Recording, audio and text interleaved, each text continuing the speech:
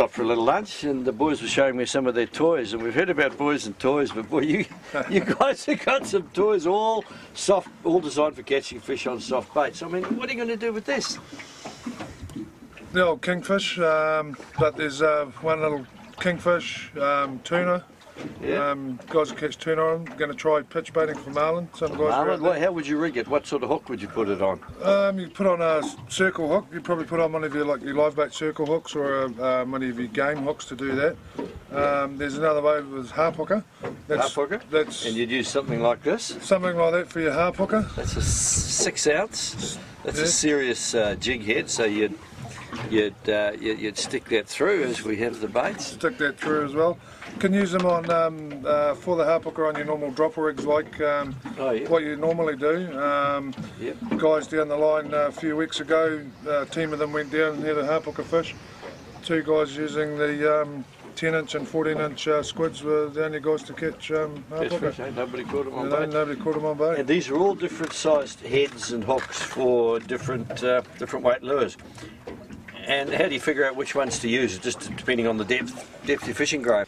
What we've done, we've found that sometimes, as you saw there, when you get up to the larger sizes, the hooks are getting quite big, and if you're still looking to catch a snapper, we've actually designed a small rig that works very well in the deep. You can use it with either your spinning or your overhead reel, and we've found that this is very successful. We've just used a teardrop sinker connected with a 60-pound steel trace crimped over, and we've just put a split stainless ring and a worm hook onto that. The worm hook's got that little bend in it? Yeah, it's got that nice little bend in it, and what we've found, very easy to rig up again.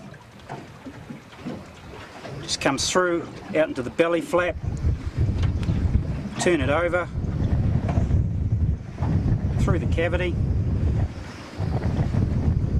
and we're fishing. You need water, that one you can drop it right down the bottom, but fish it the same way, drifting, cast it out, bounced on the bottom. Correct, and we've got a 4-ounce sinker on that, and that's good to about 160 feet. Yeah, and what sort of line though? You need a heavier line? We'd probably be going up in the weight of the line. You could probably use a 14-pound or 20-pound braid.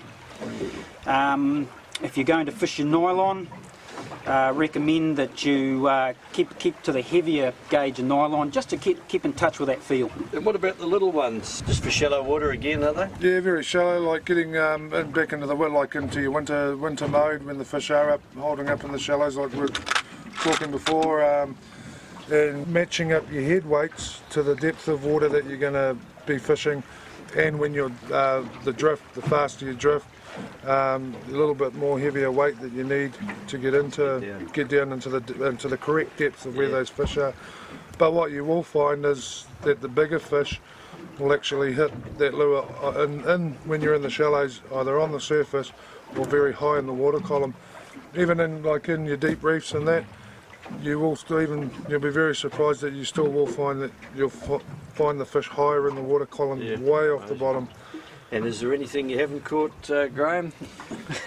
We're looking for that marlin, Jeff. We're looking for that marlin. We've caught everything from sharks to kingfish, kahawai, snapper, teriki, trevally, you name it. But we're looking for that marlin, and this summer it'll come.